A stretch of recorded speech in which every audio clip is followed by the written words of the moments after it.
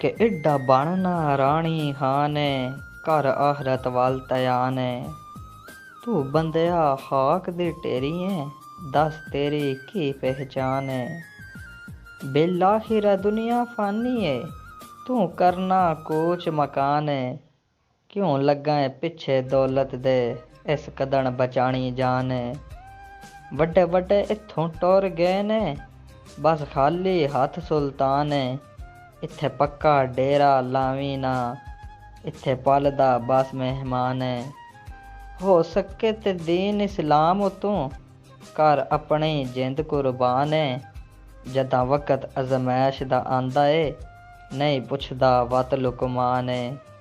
किहड़ी गल ते मान करेंदा है जाना आखिर तू गुस्तान है। चंगा वक्त ने साकी हाथ होंदा रासें ठीक तो बन इंसान है। रासें ठीक तो बन इंसान है।